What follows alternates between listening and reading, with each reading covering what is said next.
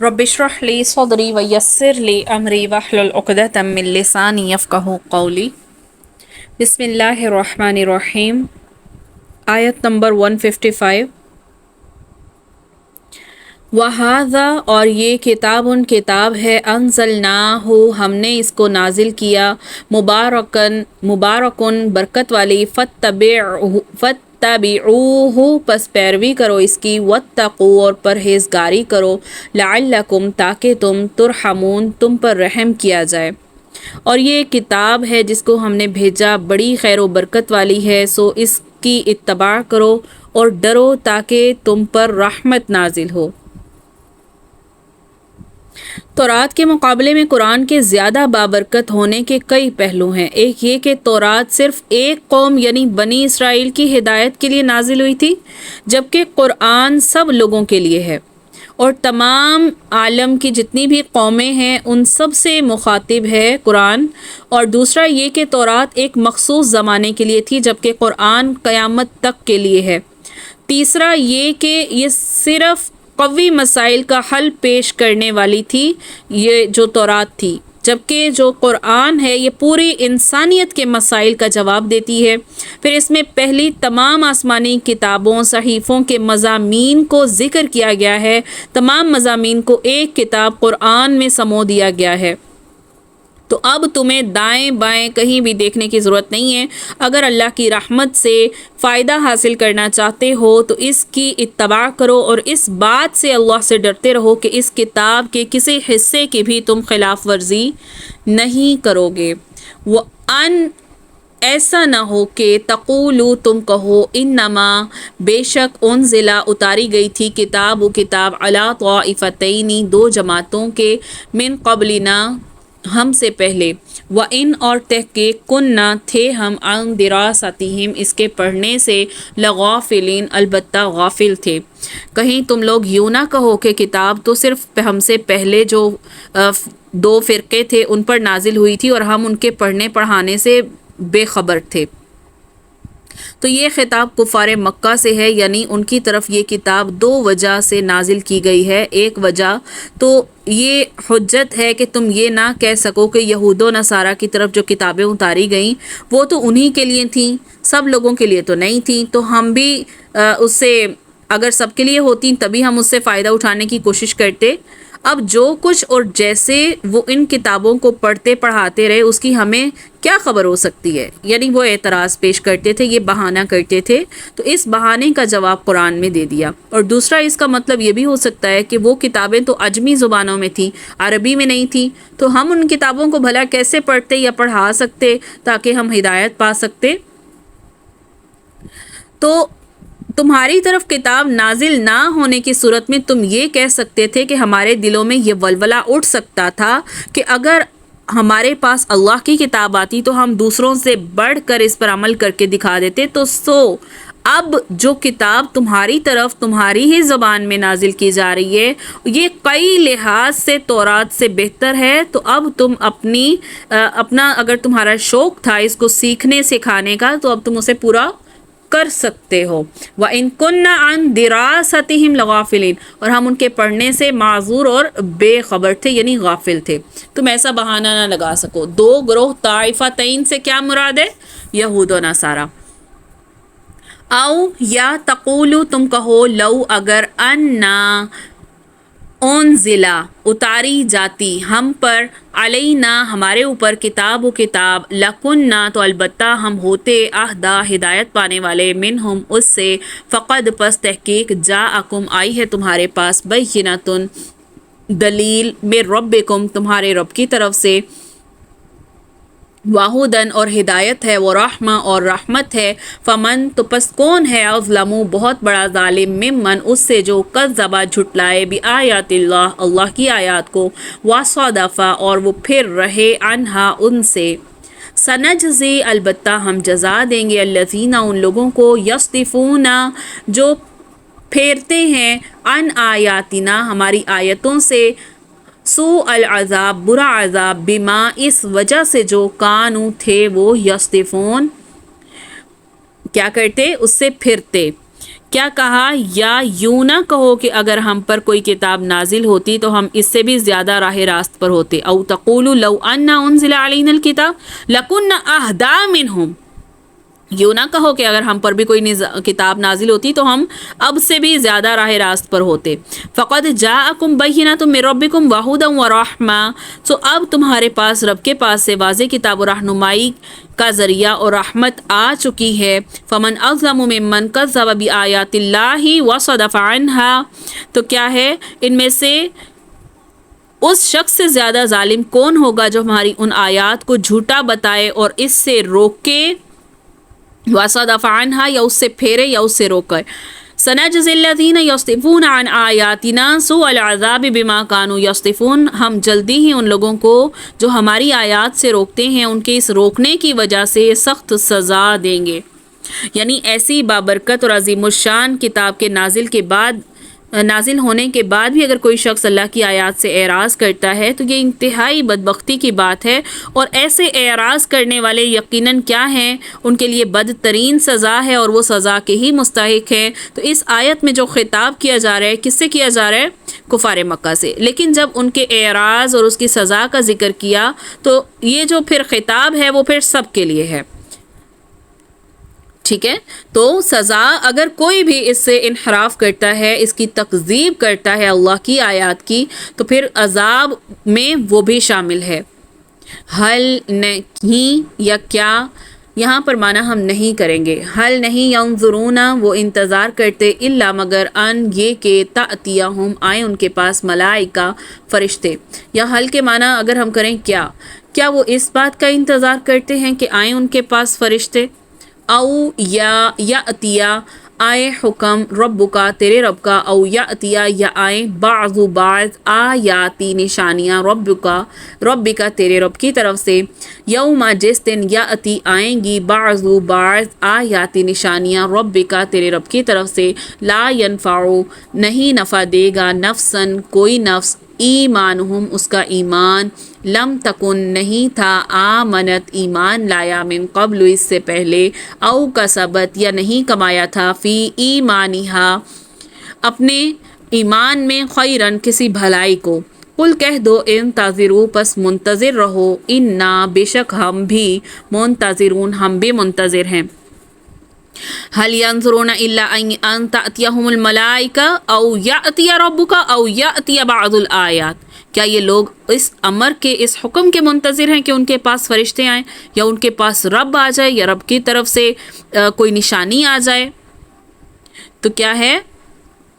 تو جب یوم یاتی بعض آیات ربک لا ینفع نفسا ایمانہا تو جب کوئی نشانی آپ کے رب کی طرف سے آ جائے گی تو کسی ایسے شخص کا ایمان اس کے کام نہیں آئے گا جو پہلے سے ایمان نہیں رکھتا. لم تکن آمنت جو پہلے سے ایمان نہیں رکھتا من قبل پہلے سے. او کسبت فی ایمانہا خیرا اور کیا ہے یا اس نے اپنے ایمان میں کوئی نیک عمل نہ کیا ہو تو کیا ہے. قل انتظروا انا منتظرون تو آپ فرما دیں کہ تم منتظر رہو ہم بھی منتظر ہیں. تو یہاں پر یہ جو بات ہوئی کہ فرشتہ آئے یا رب آ جائے یا عام انسان ان کے دیدار تک کا جو ہے وہ متحمل نہیں ہو سکتا. یعنی کوئی اللہ یا رب کے یا فرشتے کے دیدار کو بیئر نہیں کر سکتا، برداشت نہیں کر سکے گا. تو ایسی صورتوں میں اس پر فوراً وہ موت واقع ہو جائے گی اور موت کے وقت کا ایمان جو ہے وہ تو قبول ہوتا ہی نہیں ہے. اگر وہ یہ کہتا ہے کہ کیا وہ اس انتظار میں کوئی فرشتہ آ جائے یا رب آ جائے کوئی ایسی نشانی آ جائے، اگر آ بھی جائے تو یہ اس کا دیدار کرنے کے اہل نہیں ہے. یعنی دیکھنا وہ دیکھ ہی نہیں سکتے کیونکہ ایسی صورتوں میں کیا ہوگا فوراً موت واقع ہو جائے گی. اگر آپ کو یاد ہو تو بنی اسرائیل نے جب ضد کی تھی کہ ہم نے اللہ تعالیٰ کو براہ راست دیکھنا ہے اور کوہ طور پر جب تجلی ایک ڈالی گئی تھی تو وہ کیا ہوئے تھے؟ سب کے سب مر گئے تھے. وہ سردار جو موسیٰ علیہ السلام کے ساتھ کوہ طور پر گئے تھے تو موسیٰ علیہ السلام نے کیا دعا کی تھی کہ اگر آج یہ مرے رہے اور میں واپس جا کر اپنی قوم کو کیا جواب دوں گا؟ تو اللہ تعالیٰ سے انہوں نے کیا دعا کی تھی کہ ان کو دوبارہ سے زندہ کر دے. دوبارہ سے ان کو زندگی ملی تھی اور واپس وہ آئے تھے تو تب بھی انہوں نے اس بات کا یقین نہیں کیا تھا. تو وہی کہا جا رہا ہے کہ تم کس انتظار میں ہو کہ تم کسی فرشتے کو دیکھ لو یا کسی ایسے انسان کو یا کسی ایسی نشانی کو دیکھ لو کہ تم یقین کر سکو، تو اس وقت تمہارا ایمان تمہیں کوئی فائدہ نہیں دے گا، کیونکہ ایک تو تم دیکھ نہیں سکتے، فوراً تم پر موت آ جائے گی، اور موت کے وقت اگر تم یہ کہو گے کہ میں ایمان لایا تو اس ایمان کا کوئی فائدہ نہیں ہے۔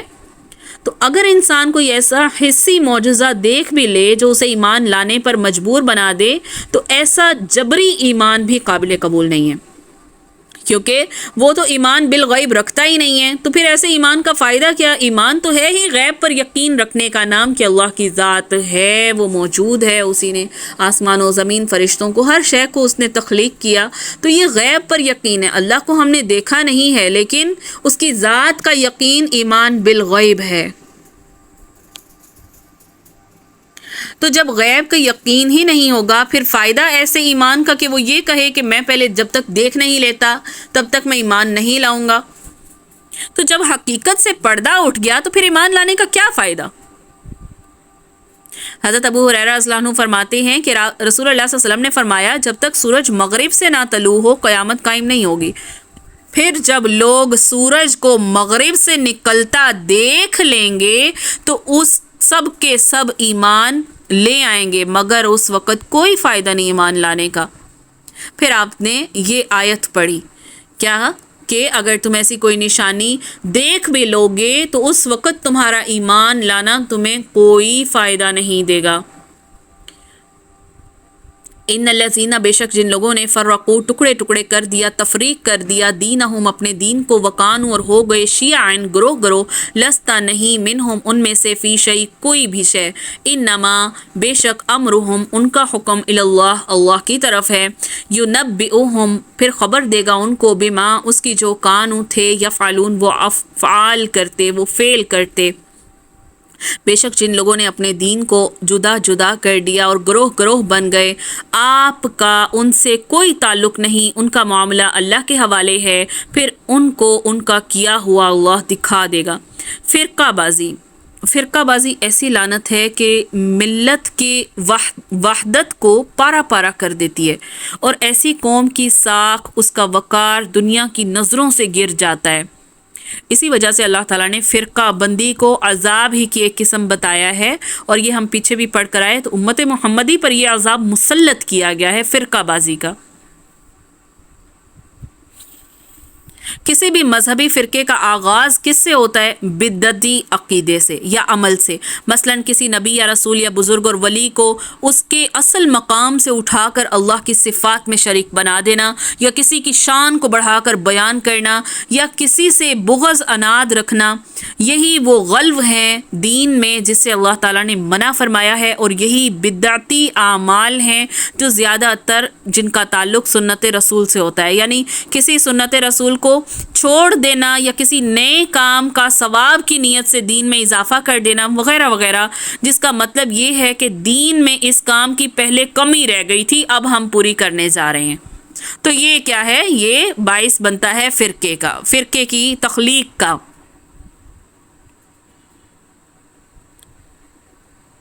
تو رسول اللہ صلی اللہ علیہ وسلم نے فرمایا کہ میری امت 72 فرقوں میں بٹ جائے گی، جن میں سے ایک فرقہ نجات پائے گا، باقی سب کے سب جہنمی ہوں گے۔ تو صحابہ نے پوچھا وہ نجات پانے والا فرقہ کون سا ہوگا؟ تو رسول اللہ نے فرمایا جو اس راہ پر چلے گا جس پر میں ہوں اور میرے اصحاب ہیں۔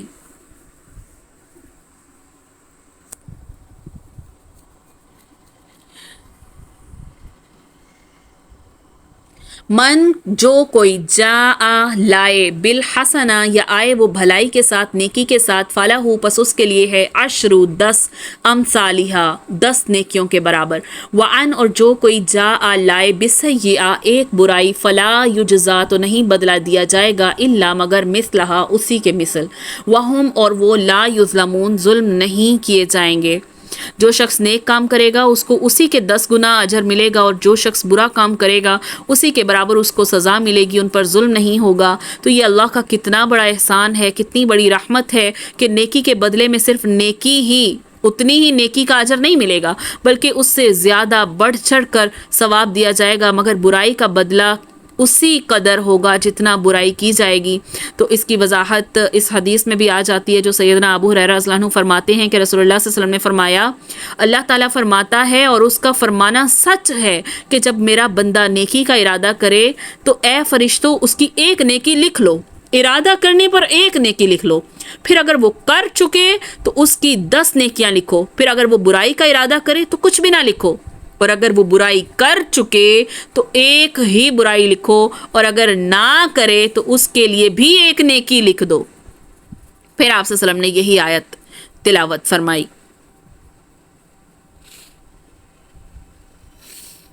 پھر اسی طرح ایک اور روایت میں آتا ہے کہ جب کوئی شخص نیکی کا ارادہ کرنے کے بعد نیکی کرتا ہے تو اللہ اسے 10 سے لے کر 700 تک نیکیاں عطا کرتا ہے۔ اجر پر ڈیپینڈ کرتا ہے کہ نیکی کا اجر کس قدر خلوص نیت سے کیا گیا ہے۔ قل کہہ دو اننی بے شک مجھ کو ہدانی ہدایت کی ربی میرے رب نے الی صراط مستقیم سیدھے راستے کی طرف، دینن دین ہے، قیامن قائم یا استوار ہے، ملتا دین ابراہیم ابراہیم کا، حنیفن حنیف کا، وما کانا اور نہیں تھا وہ من المشرکین مشرکوں میں سے۔ رسول اللہ صلی اللہ علیہ وسلم کو کہا جا رہا ہے کہہ دو مجھے میرے پروردگار نے سیدھا راستہ دکھا دیا ہے، یعنی صحیح دین مذہب ابراہیمی کا، جو ایک اللہ ہی کی طرف کے تھے، اس کی طرف ہی یکسو تھے، اسی کی عبادت کرنے والے تھے، وہ مشرکوں میں سے نہیں تھے۔ تو اللہ تعالیٰ نے سیدنا ابراہیم علیہ السلام کا ذکر اس سے پہلے بھی ہم فرمایا کہ یہود و نصارہ مشرکین تینوں فرقوں نے اپنا ایک فریق بنا رکھا، اسی کو تسلیم کرتے اور یہ بھی تسلیم کرتے تھے کہ سیدنا ابراہیم علیہ السلام ایک اللہ ہی کی عبادت کرنے والے تھے، حتیٰ کہ مشرکین مکہ کو بھی یہ اعتراف تھا کہ ابراہیم علیہ السلام بت پرست نہیں تھے۔ تو اللہ تعالیٰ فرماتے ہیں کہ میری سیدھی راہ یہی ہے اور اسی پر سیدنا ابراہیم علیہ السلام گامزن تھے، تو تم لوگ بھی اسی دین میں الگ عقیدے گھڑ کر شامل نہ کر لو اور اسی طرح الگ الگ فرقے میں نہ بٹ جاؤ۔ قل کہہ دو انا بے شک صلاتی میری نماز، ونسکی اور میری قربانی، ومحیایا اور میری زندگی، ومماتی اور میری موت، للہ اللہ کے لیے ہے، رب العالمین جو رب ہے جہانوں کا۔ اور فرما دیں کہ یقیناً میری نماز، میری ساری عبادت، میرا جینا، میرا مرنا سب خالص اللہ ہی کا ہے جو سارے جہان کا مالک ہے۔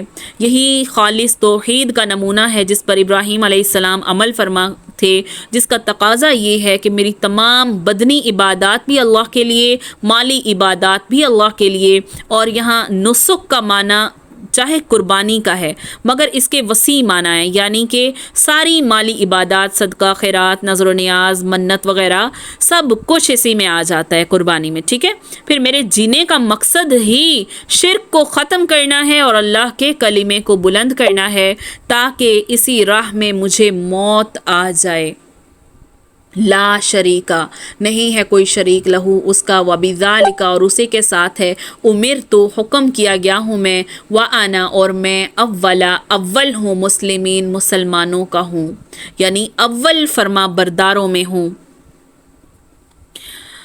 ہر نبی پر یہ فرض ہوتا ہے کہ سب سے پہلے اپنی نبوت پر خود ایمان لائے اور وحی کی اتباع کرے، اسی لحاظ سے رسول اللہ صلی اللہ علیہ وسلم اپنی امت میں پہلے فرما بردار ہیں۔ قل کہہ دو اغیر اللہ کیا سوائے اللہ کے، ابغی میں ڈھونڈوں، ربن اپنا رب، واہوا اور وہ رب ہے، کل شیء ہر شے کا،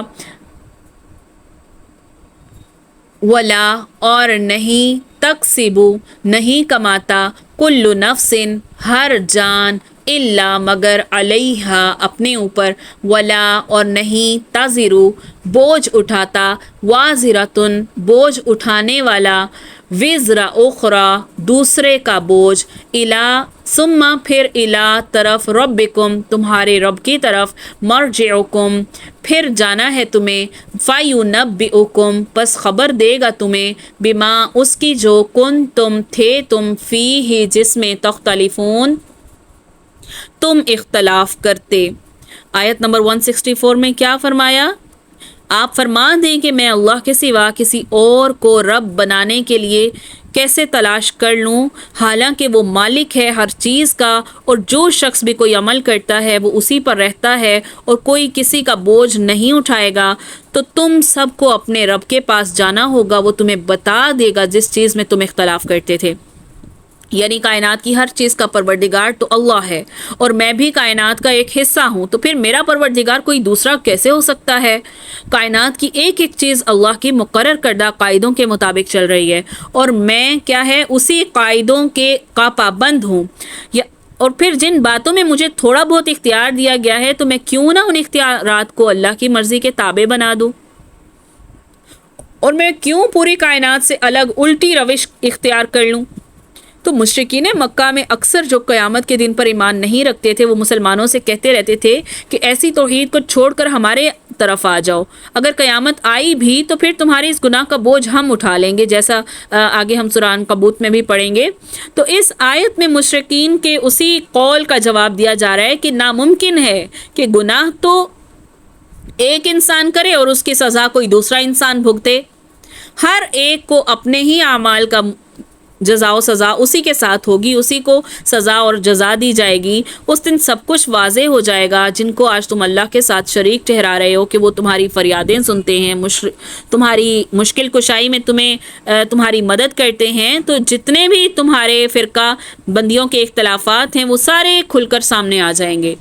وَهُوَ اور وہی ہے الذی جس نے جعلکم کیا تم کو خلائف جانشین خلیفہ ارضی زمین کا، ورفع اور بلند کیا بعضکم تمہارے بعض کو، فوق بعض کے اوپر، درجات درجے ہیں، لیبلوکم تاکہ آزمائے تمہیں، فی میں ما اس میں جو آتاکم دیا ہے تمہیں، انا بے شک ربکا آپ کا رب سریع العقاب جلد عذاب کرنے والا ہے، جلد عذاب دینے والا ہے، وَإِنَّهُ اور بے شک وہ لغفور البتہ بخشنے والا ہے، رحیم مہربان ہے۔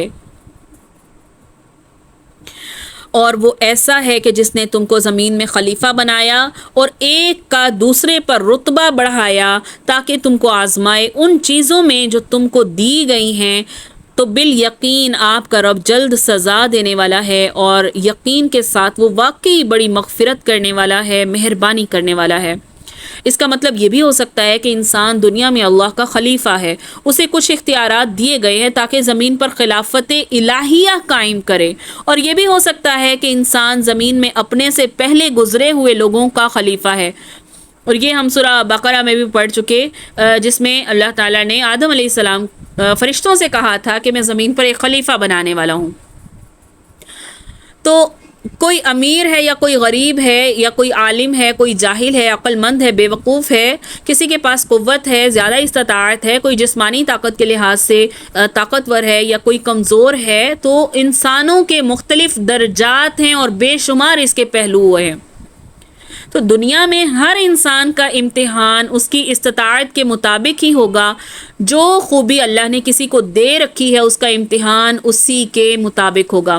یعنی اگر ایک امیر ہے تو اس کی آزمائش یہ ہے کہ وہ اللہ کا شکر ادا کرتا ہے یا نہیں، یا جو اس کو مال دیا گیا ہے وہ اس میں سے حصہ نکالتا ہے یا نہیں۔ اگر غریب ہے تو وہ اللہ اسی کے مطابق اس کا امتحان لے گا، یعنی اس کے صبر کو آزمائے گا، اس کی قناعت کو آزمائے گا کہ وہ کتنا شکر گزار ہے، کتنا اس پر اللہ کا شکر ادا کرنے والا ہے۔ اور اگر اللہ نے کسی کو علم دیا ہے تو اسی کے مطابق اس کی آزمائش ہے کہ وہ جو ذمہ داریاں اس پر علم کی بدولت عائد ہوتی ہیں وہ کس قدر اس کو دوسروں تک پہنچاتا ہے، سکھاتا ہے۔ پھر اگر کوئی رعایا ہے تو وہ اپنے حکام کی کس قدر اطاعت کرتا ہے، اسی کے مطابق اس سے پوچھ گچھ ہوگی، یعنی کہ ہر انسان اسی کے مطابق جواب دہی اس سے کی جائے گی جس پر وہ جو اس کو دیا گیا، یعنی جو کچھ اس کو دیا گیا اسی کے مطابق اس کی پوچھ گچھ ہوگی۔